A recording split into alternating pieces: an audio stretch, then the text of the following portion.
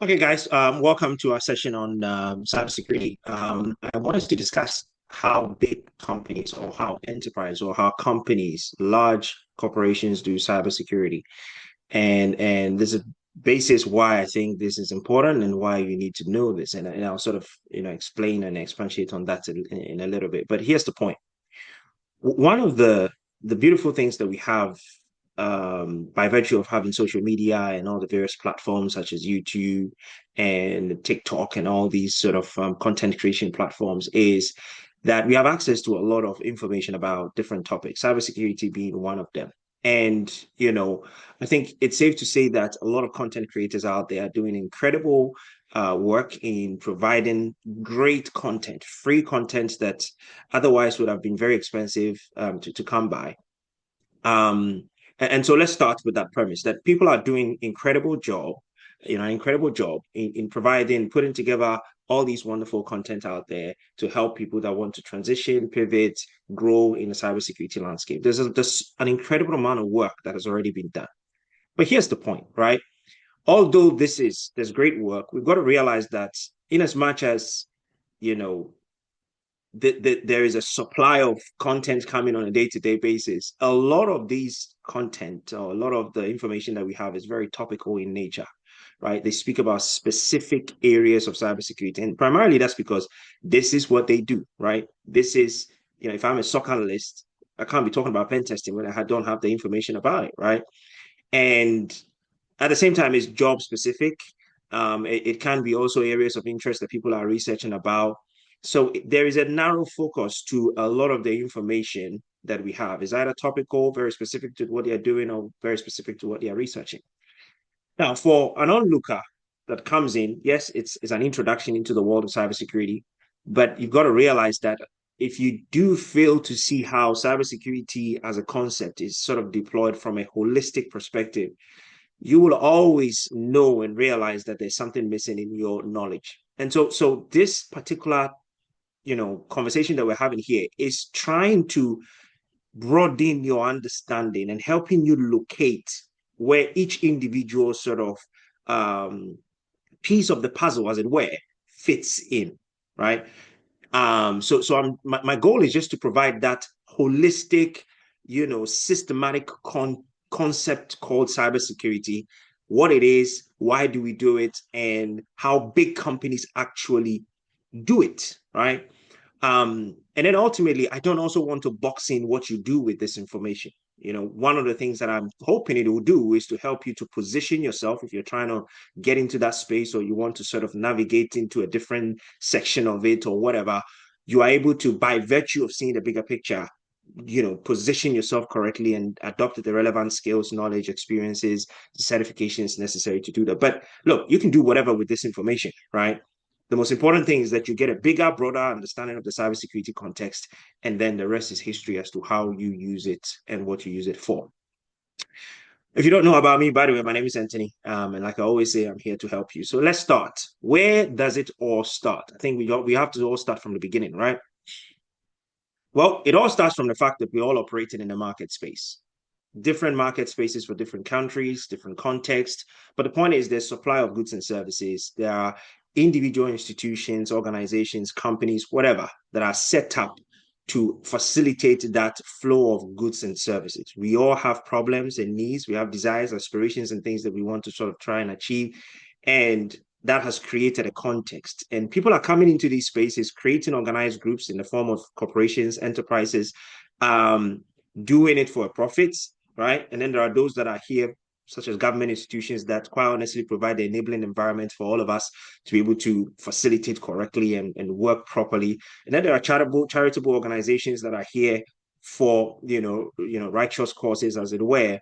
And there are other kinds, churches, there's a context that we all operate. And the reality is over the years, we've sort of adopted technology as a means of making things faster, better, simpler, easier, cheaper. And to the degree to which you as an organization or as an institution or as an organized body exposes your assets here, and I'm talking about information, data, within this IT or information technology landscape, you have some type of risk, right? There's a risk that there are bad corporates out there. There are individuals who are very intentional, just as much as we are all intentional about creating, a system that allows us to supply services, goods, provide some kind of value, whatever. They are very intentional about, exploiting the vulnerabilities, as it were, of some of these digital technologies or technological solutions that we all use and cherish and love, or grown accustomed to loving over the years, right? And the goal is to steal data. The goal is to gain access into your system for adverse purposes. The goal is to, use access into your system as a means to, gaining access to money. The goal, it can be many things, right? It can be some type of rebellious activity. But the point is, there are bad corporates. There are hackers. There are, cyber criminals. There are individuals who, just as much as we are keen to use technology for righteous causes or for good causes, they are keen to use it for bad reasons. And so the landscape has opened us up to opportunities and risks and threats at the same time. And so if you want to operate in it, then there's a call on you to appreciate and understand that you need to secure, as it were, your assets, your digital assets. You need to secure the information that is on these digital assets or these cyberspace that sort of moves on a day-to-day basis. And because you're going to be accessing different platforms, different organizations, you're going to be using different tools and technological solutions, you're exposed to these risks.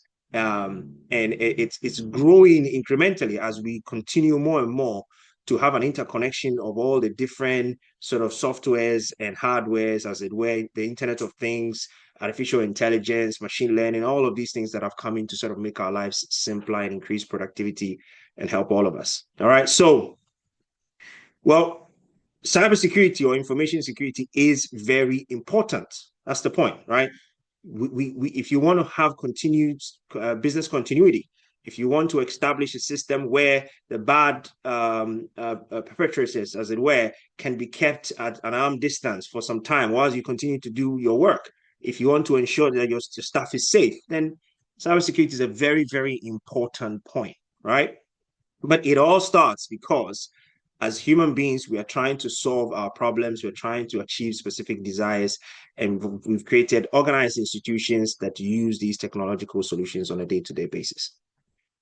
Now, the cybersecurity exercise is not something that is done haphazardly. For a small company out there that just started that appreciates that they need to protect their assets, a lot of the times they're probably going to be using a third-party vendor that will sort of have that core responsibility of, integrating security into maybe a website or some type of application exercise or whatever it is, and relinquish that responsibility to some degree. They will still have some accountability, but a lot of them don't have the financial and the sort of the resource capability to be able to manage the cybersecurity requirements that operating online places on them, right? Now, that's not the case for large companies. Large companies are regulated. They have to operate by certain standards and protocols. And so, large enterprises are required to have an actual system, right? A framework, a system that helps them to deliver the security requirements for their cyber operations. And that's what we want to tackle today. That's what we want to look at. And we're going to use a SOCs information security domains here. I've done my certified information security manager certification with the SACA. And I think it gives us a very good holistic picture of how organizations actually group themselves, organizes, brings order to how they deliver cybersecurity or information security. And let me just caveat by saying that I'm going to use information security and cybersecurity interchangeably, but there are nuances to them, which you can do a quick Google or research about them. Cybersecurity is generally a subset of information security. If you think of information security as the broad mother core principle of what we're trying to do when we talk about security here, we're trying to secure people's information, personal identifiable information, and then and cybersecurity is the subset because a lot of the information is kept via some type of cyber tool or databases. They are sort of, we are using technology, as it were, to process and to collect and to analyze data on a day-to-day basis. So we still need to protect it. And so we are following these four core areas. And what I want to say is each of them is providing the enabling environment for us to move to the next level. So, information security governance or cybersecurity governance here provides the basis for risk assessment and risk management. And then risk assessment and risk management will ultimately sort of cascade to security program development and management. And then finally, we will have incident response if things, as and when things go wrong. Okay, so let's sort of kick it. Let's start. Information security is our first one, right? Where do we start with information security? Well, everything starts with vision. And a vision here will ultimately be established by individuals, the CTOs and the CSOs, Chief Technology Officer and the Chief Security Officer, and then other sort of relevant parties that are they have a clear understanding of the intersection between the IT systems and solutions that they use within the organizations, and then also the security requirement. And so there'll be that IT vision, but it'll also be the security vision and the security priorities and strategy. And I want to sort of limit our conversations to the security conversation here, right? Security is what we're looking at. So companies will typically start with a vision, right? What is our vision from a security perspective, from a cyber security or information security perspective, right? And what should be our priorities? We don't have all the time in the world to do everything. We're operating. We have other things that are critical to our success. They're critical success factors.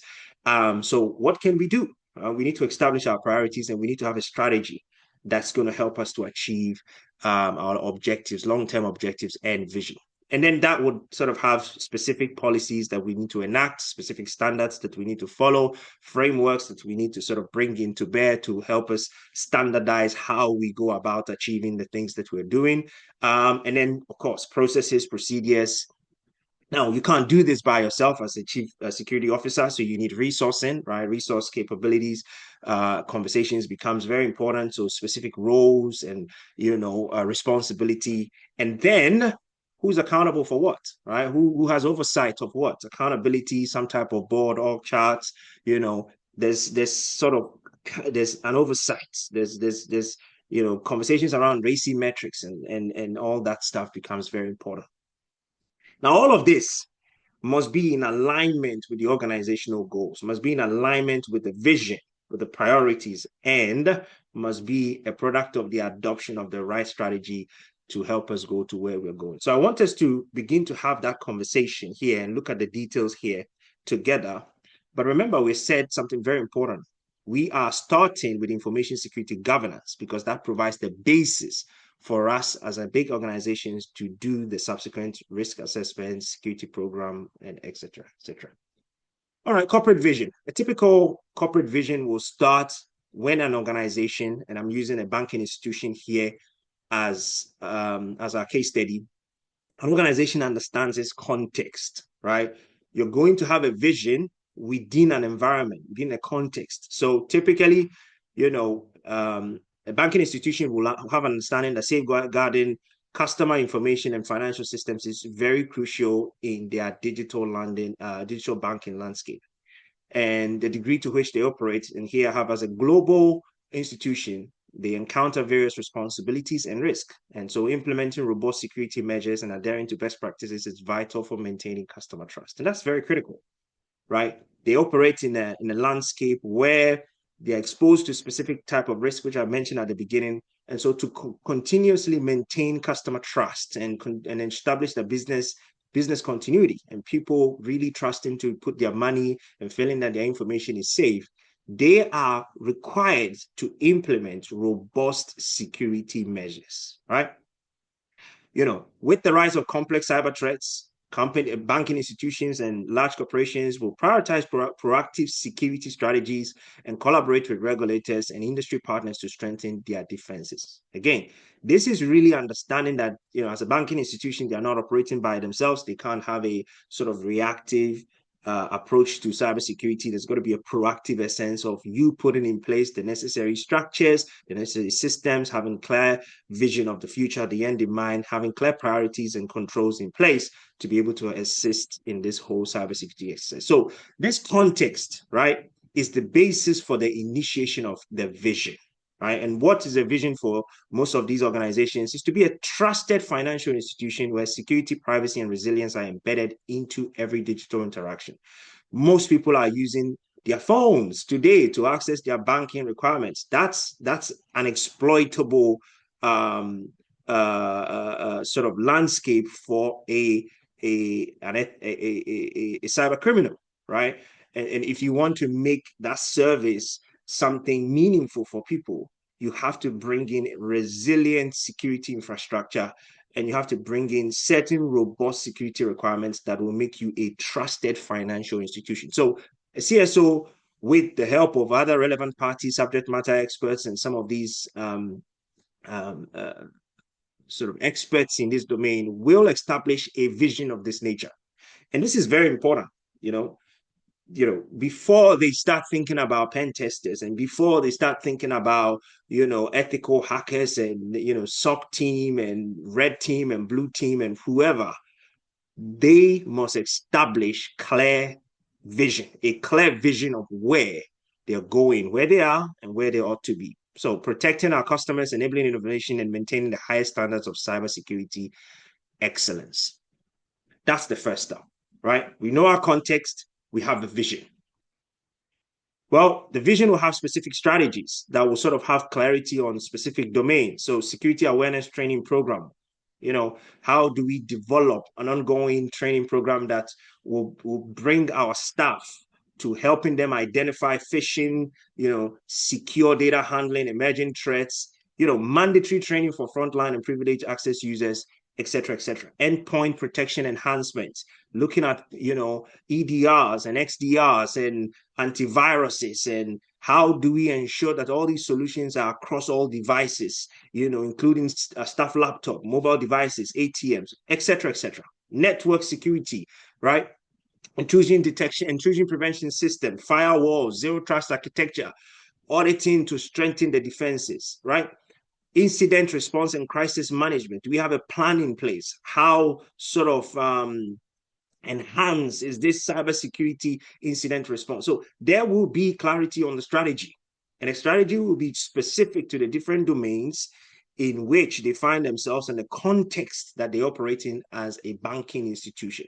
But this conversation has to be held at the beginning to really define what is the core strategy that an organization, a big company, a big enterprise, or a medium-sized enterprise who understands that they have a responsibility in proactive cybersecurity exercise must put in place. So incident response, then you have continuous vulnerability management exercise, automated scanning, manual testing cycles, some sort of, prioritization and remediation of vulnerabilities, threat modeling, risk scoring, integrated with risk management, etc., etc. Data protection and encryption, right? Applying enterprise-wide encryption policies for data in transit and at rest, threat intelligence, analytics, leveraging AI, machine learning for real-time threat detection, etc., etc., etc. So if you think about this being sort of the initial foundation that this banking institution has to establish, this is what we call the beginning of the end in mind, being proactive about the cybersecurity exercise. Now, this is all theoretical, but it's sort of building the end in mind, the initial vision of what you see for the organization. This is a CSO thinking now with a team, and establishing sort of the direction. So there's that direction exercise that needs to be done from the onset, as it were, that will help with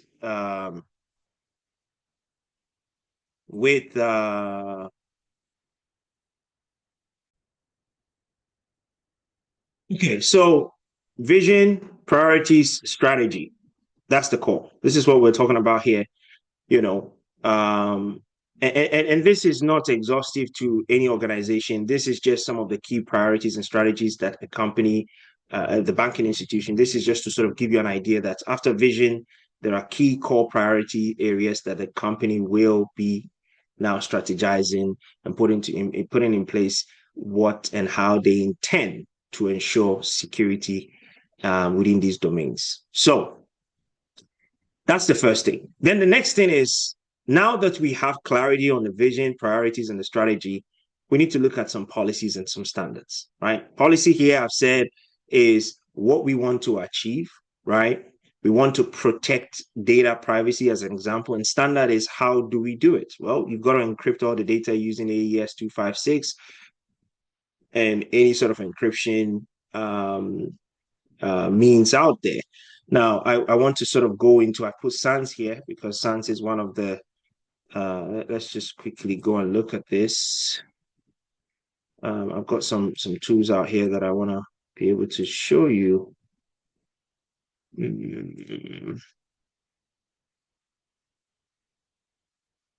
Okay.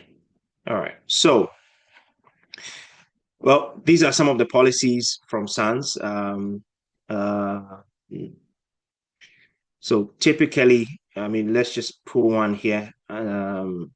Artificial intelligence policy. This is something that gradually organizations are beginning to see that they need to have a policy in place. SANS provides most of the wonderful templates that we use in most of our organizations. So a typical policy here will establish, like I said here, the what do we want to achieve, right? What exactly are we trying to achieve? And so the policy will go into specific details and, carry definitions, guiding principles, prohibited uses specific to what we're trying to achieve. And if you realize, there's quite a number of different policies and guidelines and templates, logs that you can find in this particular website. And then there's categories: application security, server security, network security, incident handling, retired, right? If you look at application security, if you go to general, there's specific things there: server security, right? Server security policies, etc. Now, we need this. Most organizations will establish these policies, and there's going to be a number of these policies across the different areas that are relevant to them. And for banking institutions, they will have specific ones that are, key to them operating. So policies I have here. Policies set expectations and responsibilities. They define what is acceptable and unacceptable use is, right? Policies help to align security efforts with business goals, help meet regulatory and legal requirements, support risk management strategies, right? And these are examples like I showed to you not long ago. Password policy, data protection policy, remote policy, acceptable use policy. Policy sets in place what we're trying to achieve, right? They set the expectations, they help us define who's responsible for what and what is acceptable or non-acceptable use. So policies are sort of the next level. After visions, after strategy, after, prioritization, we need policies. Policies are clear documents, clear detailed guidelines on what it is that we want to achieve, right? And there are different kinds of policies for different things. So the company will establish different priorities. Now, this is something that's an ongoing exercise. There are different things that will be brought in at specific intervals, but ultimately, we need to have a document that is clear, that clearly sets out what we want to achieve, because via that, we will now go on to the next stage, which is the standards. Now, specific policies will be informed by specific standards in the marketplace. There are different organizations, NIST, we'll have a look at them in a second, that provide, frameworks that help us with this whole cybersecurity exercise, right? And they'll provide specific steps, guidelines, standards, actionable, measurable controls or measurable steps or guides that will help us with what it is that we're trying to achieve. So remember what we said here, policies will define what we want to achieve. How are we going to do it, right? Standards is what we're going to use. We're going to follow some standards, and there are organizations that are in the business of establishing the best standards, the best practices that are key to helping organizations to be able to achieve the policies that they set. So NIST cybersecurity framework, ISO 27001, 27002, PCI DSS for payment card industry, CIS benchmarks, and the number, the other sort of regulatory best practice regulatory frameworks that are out there in the market. Let's just quickly go to the NIST site, right? So NIST develop cybersecurity standards, guidelines, best practices, and other resources to meet the U.S. industry, federal agencies, and broader public, right? And you can find different kinds of, this is the well-known one here. You can find different information about it. Right? There are core priorities. You identify the different assets, you protect them by bringing in specific controls, and then you engage in the sort of detection and response activity. And if any incidents happens, there's a system or there's a guide or there's a process on how you recover. And then, of course, there's the governance parts, et cetera, et cetera. And it's like I said, it's not just standards. There's guidelines, there's best practices. If you take your time to look at this website, you sort of be able to have a good idea of some of the resources that will be useful to you. But let's not lose our train of thought. We are talking about how big companies do what? Cybersecurity, right? They don't just start with hiring people. They start by establishing the ground rules or the ground foundation, as it were, to ensure that there's a structure, there's order, there's clarity on what needs to be done, so that people that are coming in know exactly where they fit into that picture. And this is what we're talking about, right? We are clear about the vision, we're clear about the priorities, we're clear about the strategy. Then we need what we call the policies, and we need to look at the kind of standards that we're going to sort of operate by, we're going to adopt in ensuring that ultimately we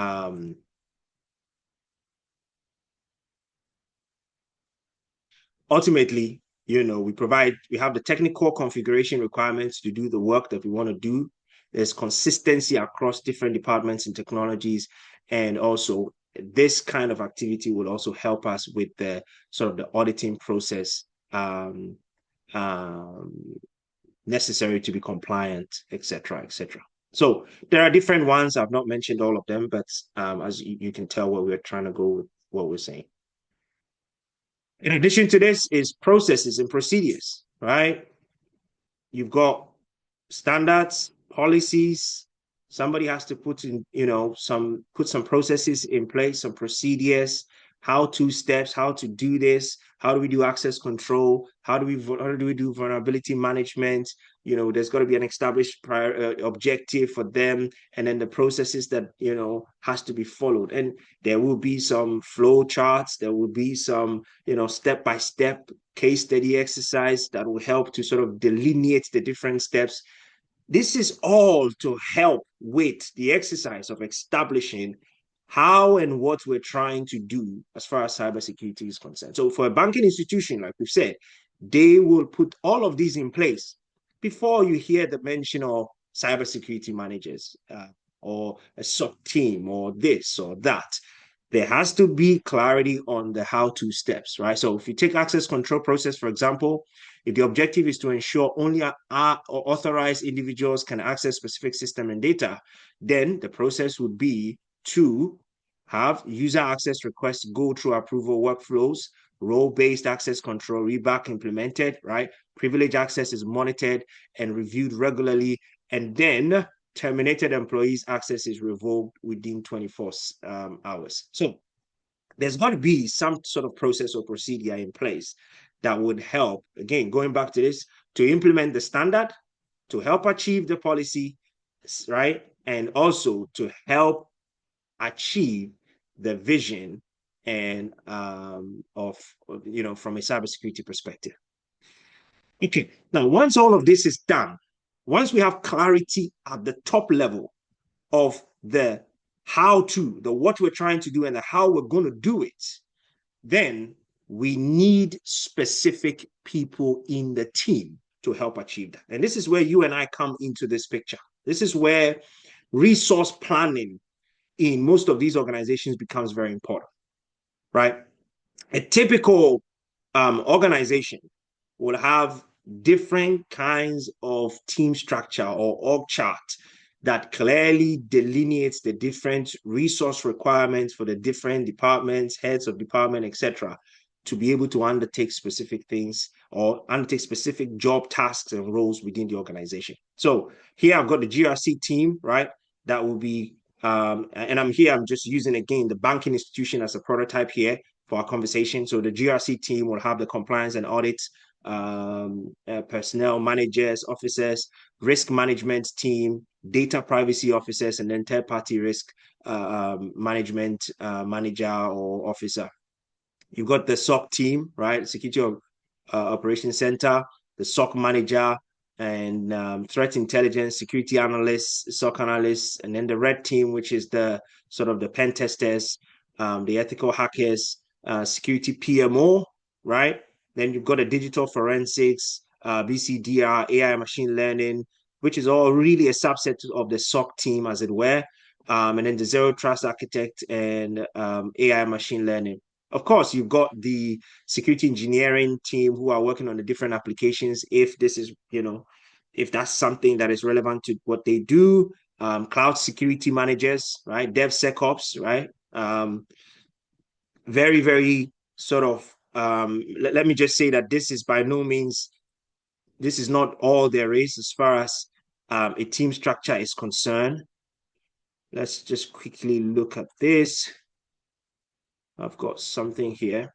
Now, every organization will have different team structure depending on what is relevant to them. So in the structure that you just saw, we did not have test and evaluation as a separate team. Identity and access management was not a separate team. Database management was not a separate team. And so if you look at this, this is from BCM, Business Continuity Management Institute. They've sort of provided us with different structures that I wanted to sort of quickly have to show you. So you would have different organizations will provide different structures. The context that they find themselves will require specific roles and specific, resource requirements to undertake specific things. Now, I also want to show you one or two of these because I think it's important, right? So here we've got incident response and audit unit, right? We didn't have it in our previous org chart. Test and evaluation center, right? We've got policy and plans directorate, cybersecurity division, and then security monitoring. We already have that. But I want to bring something here. Incident response also requires a specific dedicated team, depending on, again, the team, the organization that is in question here, right? So by no means am I saying that this is an exhaustive, picture of how most banking institutions look like. But I'm just trying to give you an idea of the wider context, right? I'm just really trying to sort of help you see the bigger picture. Remember, we are saying, how do big companies deliver cybersecurity, right? How do they do it? They have a team, right? So when you start thinking about the fact that you want to get into cybersecurity and you're hearing SOC team and pen testers and, ethical hackers and cloud engineers or cloud security engineers or security engineers, that's not all there is. There are 52, let's just go here, 52 work roles within the cybersecurity context. And the next CISA.gov website provides us with, clear indication of the different tasks and the different jobs within the cybersecurity domain, right? So, you could be working in incident response, like I said, vulnerability analysis is, and here the qualifier here is work roles. That's a key thing. If I just restrict it to just cybersecurity and cyber effect, you would realize that this is the key focus of the things, the key different sort of work roles, as it were, within the cybersecurity space. And if I click on it, right, and go to task statements, I would see that software security assessment person would have relevant and connection with a lot of these different other domains, right? Cross-functional teams, but their task will be very well defined in terms of what it is that they do, right? Consult with customers about software system design and maintenance, determine special needs of physical systems. So why am I showing you this, right? I'm showing you this because when an organization has a well-defined process, standard policies, etc., they now think about the specific tasks, the specific works that needs to be done, undertaken, and then evaluate the JD, as it were, to identify and qualify what is the role that needs to be filled. Right. So begin to broaden your mind to see the bigger picture. That this cybersecurity domain is very broad, is very, very, very dynamic. And from an organizational perspective, they are looking for right resources to it, right expertise, right knowledge, right experience, right certification, experiences, again, probably emphasizing experience in a lot more, but people that come in to solve specific roles because remember, they have specific visions that they are trying to achieve, and they need you and I to be able to do that. Now, let me just say that we are still talking about information security governance. That's what we're still talking about here. And we've just basically gone through a lot of these things, and we are here at resourcing and discussing its relevance to what the organization is trying to achieve from a cybersecurity perspective.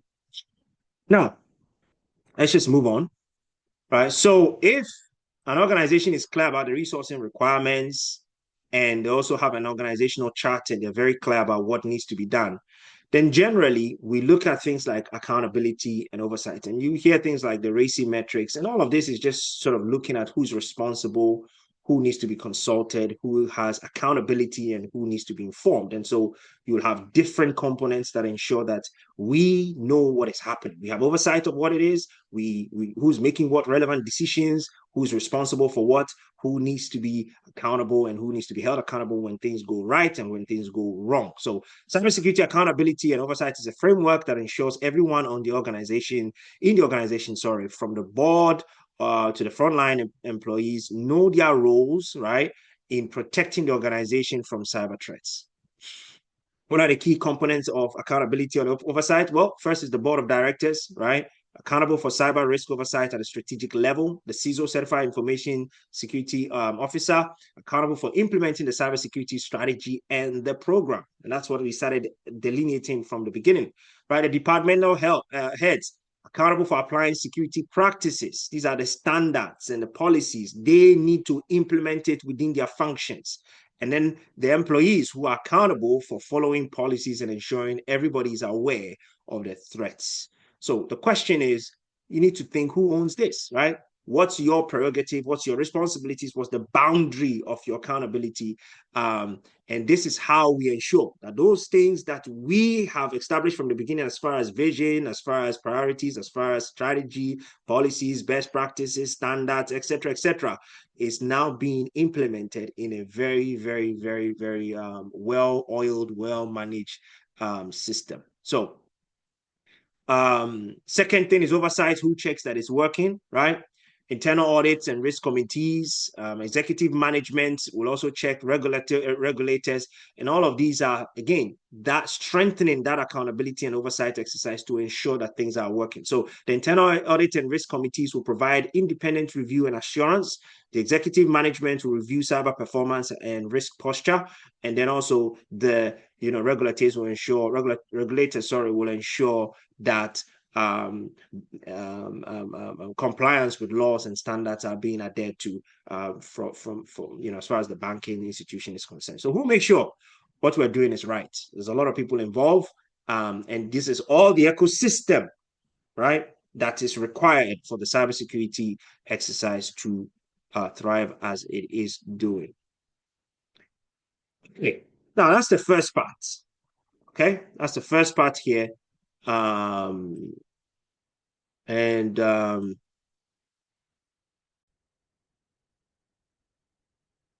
So once information security governance is in place, Once we've established the order, we've put things in the right perspective, we know where we are going, we have understanding of what we're trying to achieve, how we're going to achieve it. We have a team in place. We have an organizational chart that clearly defines the responsibilities, the roles, accountability levels, and we have an oversight of what is going on. And we have clear systems and structures in place to ensure that we are moving in the right direction.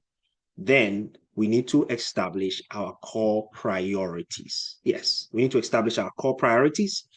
And you can't do that. And why is this important? Let me just say this. You see, the landscape to protect your digital assets is very broad and large. And you quite honestly cannot, focus you don't have all the time in the world to do everything. And so to establish your priorities, you've got to ultimately know what your priorities are. And to do this, you need to look at risk management. Risk management is the process of identifying the risks, understanding what the mitigation requirements are, and then ensuring that it is sort of deployed, it is managed, it is, somebody has oversight of it, and we are constantly sort of continuously improving our risk management exercise.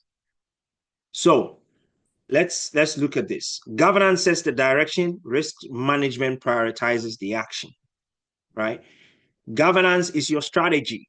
What we want to protect our customer data and ensure uptime, right? But risk management is about what are the biggest threats to our customer data? Where are we most vulnerable? Our cloud networks or vendors? What are the chances something goes wrong? And how bad would it be, right? Without risk management, governance becomes just a theory. You wouldn't know where to act or invest your resources. You have this wonderful team, you know your theoretical place and what you want to do. The question is, where do you need to invest? And where do you need to focus your priorities? Where do you need to sort of set as the core focus and begin to sort of start your implementation exercise as far as the different controls that you can implement for the different things that you're doing. So risk management, defines and evaluates threats, vulnerabilities, and business impacts, right? You look at your entire domain and you look at the different threats that you are being exposed to by virtue of operating with different tools and different applications and different contexts, different digital environment, different landscapes, etc. What kinds of different vulnerabilities that the current systems that you use and the current resources, as it were, might have, and how will this impact your service? How will this impact your service if there's any, attack, if there's a threat, if there's an incident? How will that affect your business? What's the financial implication? What's the sort of the business trust ratio implication? What's the sort of qualitative impact, right? There's a quantitative exercise, there's a qualitative exercise, and all of this you've got to understand it from the onset. Risk management also helps you to tell, right, which assets are the most risk, right? Again, we're talking about prioritization of your resources, of your time and your energies, and what you need to focus on at each individual stage. And then the controls that are needed to ensure that you minimize the risk to acceptable levels, and you have the relevant sort of mitigation in place, right? Without risk management, you wouldn't know where to apply your governance decision. So again, we're talking about how big companies do this. They will ultimately now apply their governance decisions by virtue of the fact that they've conducted some type of risk management exercise. So risk management is the where, when, and the how much is going to cost to actually undertake this risk exercise, risk management or risk assessment exercise. Now, to do this, there are steps. There's more than this. You could probably reduce it, condense it. You can regroup it. It can be more, it can be less. It doesn't really matter. But first, most organizations will have to establish the context for their risk management, and we'll talk about that in a second. There's got to be boundaries as far as your risk assessment. You can't carry out risk assessment on everything. You've got to understand your assets, and assess the impact, right? You assess the threats, assess your vulnerabilities, you estimate the likelihood and the probabilities, right? And then you assess cybersecurity risks, right? prioritize risk and propose risk management actions? Do you transfer the risk? Do you mitigate the risk? Do you avoid the risk? Whatever, right? Develop a risk treatment plan and develop an assurance plan and continuously iterate and improve it. Now, the first thing was to establish your risk management context, right? Every organization has to do what we call a risk management context before you start your risk, risk assessment and your risk management exercise. And that starts by determining what is your risk appetite. And concepts like risk appetite, tolerance, capacity becomes very, very important. You see, you need to know the amount of risk that as an organization, and this is where most organizations will start from, they establish the amount of risk that they are willing to accept, right? This is the acceptable level of risk that we can tolerate, that we can do, right? We can accept, we can work with. It's not necessary. No organization is going to be 100% secure, right? And no organization is going to have zero risk. There are risks to operating online. There are risks to using technology. And the question is, what is the acceptable level that you're willing to retain, you're comfortable with as an organization? And as a banking institution, they have to establish that. And there's going to be some type of tolerance, 5%, 10%, 20%, whatever it is, depending on their context that they find themselves. And that's what we call risk tolerance. Risk tolerance is the degree of variability or deviation from the acceptable level. So if you think of the acceptable level as this level, this variation level up and down is simply the risk tolerance level that they are prepared to withstand in order to achieve their objectives. And then you have risk capacity, which is the worst case scenario, the maximum level of risk to which the organization should be exposed to, right? Anything above this, it will cripple the business, if anything should, okay, right? If this risk is exploited, if you go above the capacity, just know that it is what it is. What we want to do is to ensure that we are functioning within the appetite level, if it's possible, even below. But we understand that we are dealing with a very dynamic landscape from a market space perspective. And so the banking institution has to be very clear on what its risk tolerance is, risk appetite is, and also risk capacity. Once this is done, then we move to what we call the fourth stage. Now, let me just show you, before I do that, let me just show you a risk management log here. And typically it would have, I got this online. I thought it was a very, very good system that the gentleman had.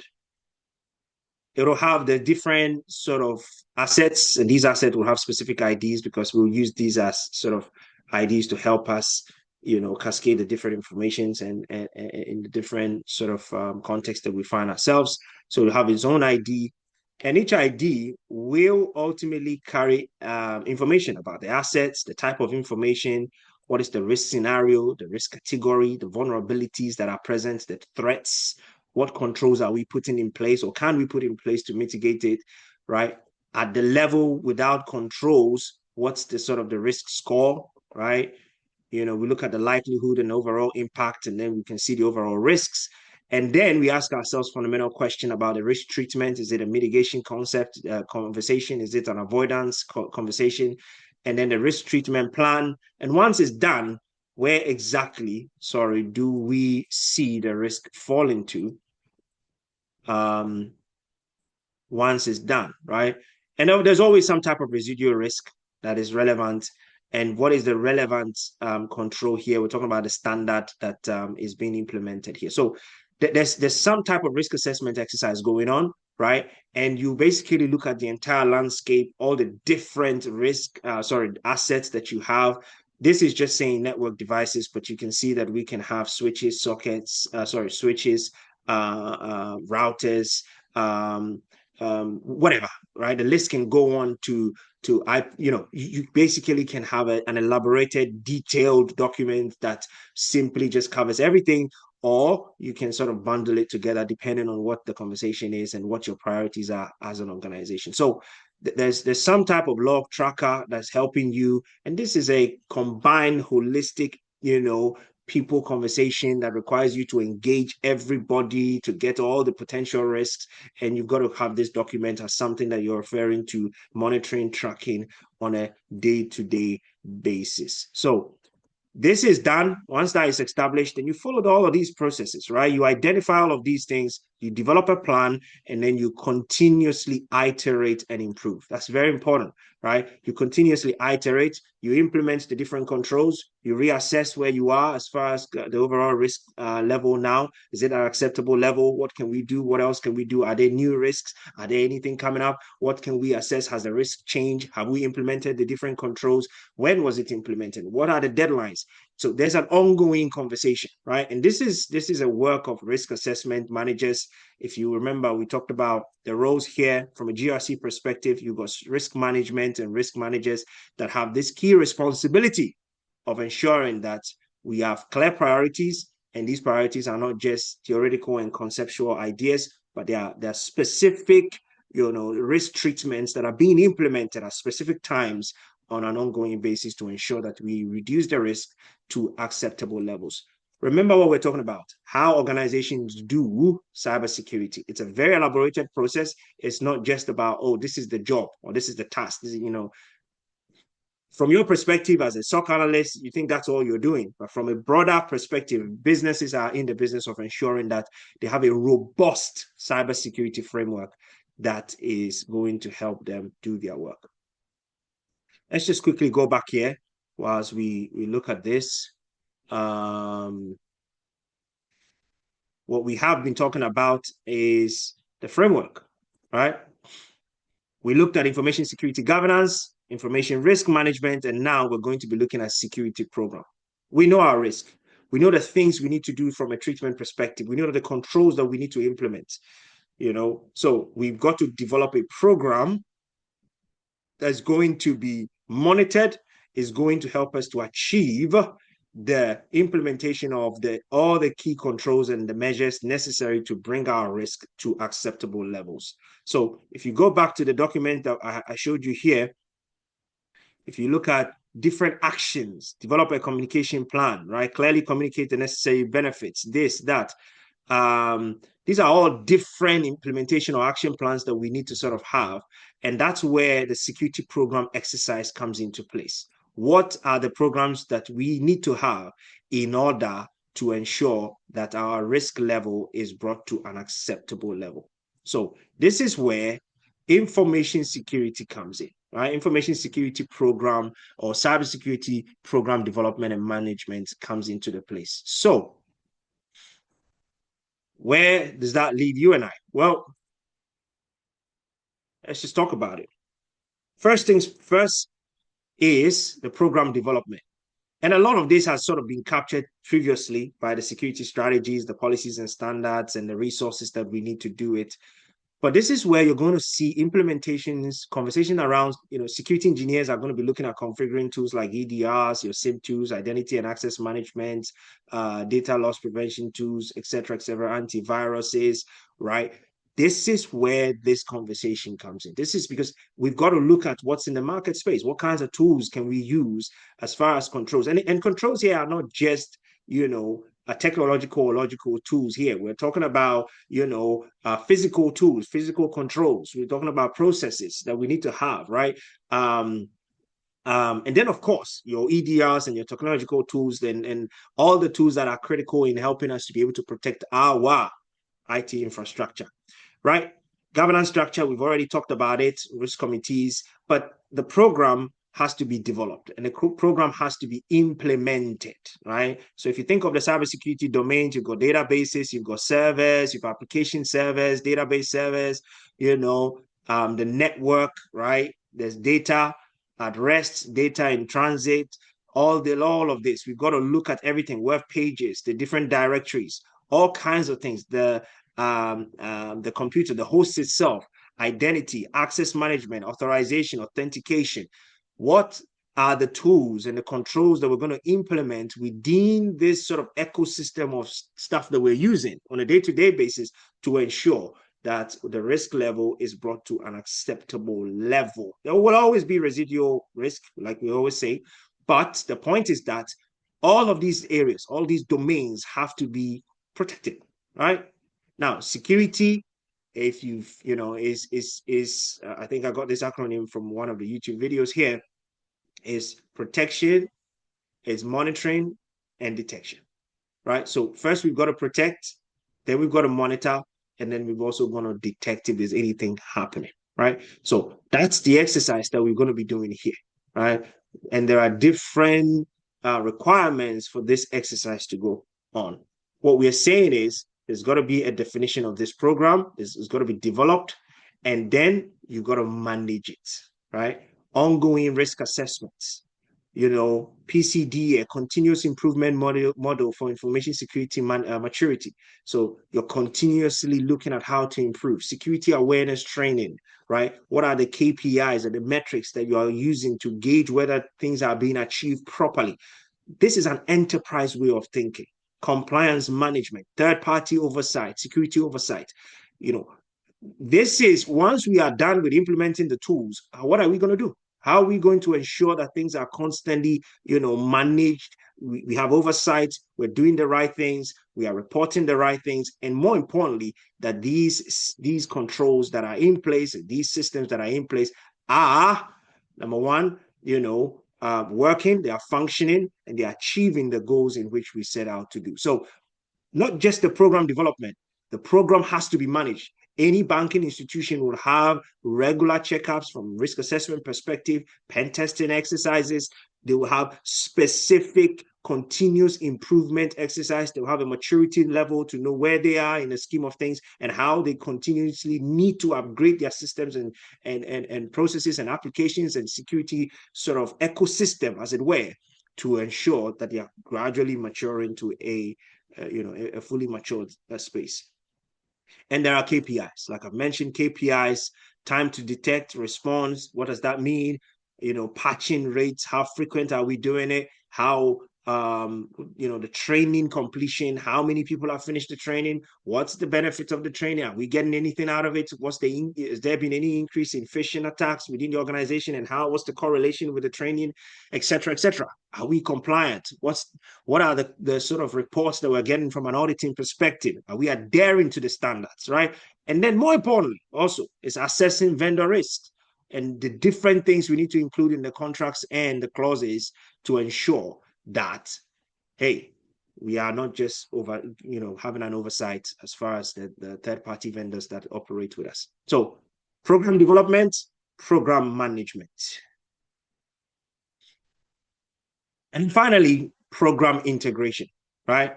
We've got to embed security into the business processes and then the project life cycles. All the things that we're doing, the security conversation is not a bolt-on exercise. Security within a financial institution is something that needs to be integrated. And this is where DevSecOps come into the place, where security is deployed into not just the operations or the maintenance of the applications, but right from the development. We're having conversations about security. We're looking at security by design. We're collaborating with the different teams. And there's this ecosystem, this community built around ensuring that we have a robust security program that is fully integrated in the entire operations of the organization. So security is not just something that is, it's an outside conversation.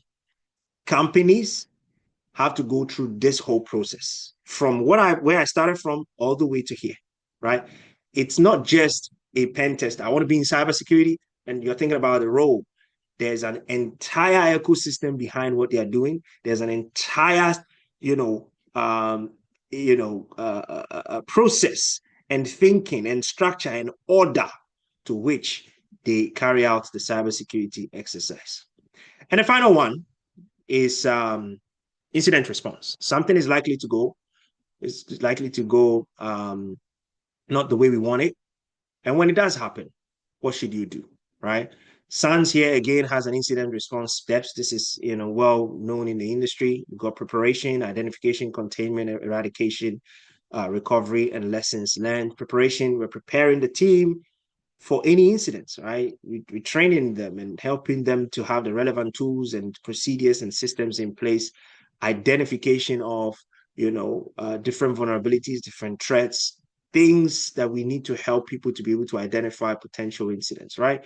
Of course, containment when things happen, right? And then getting rid of it, to eradicate it so that we can return back to business as usual, recovery, and then we note down lessons that we've learned so that if anything happens in the future, we're better prepared. And I think that is where we finish our conversation. So in a nutshell, cybersecurity is a very broad concept, but I think you need to, if you want to get into it, you need to really have a very healthy idea of the bigger picture. Right? The bigger picture is very important. Organizations organize themselves in a certain way to be able to deliver this cybersecurity exercise.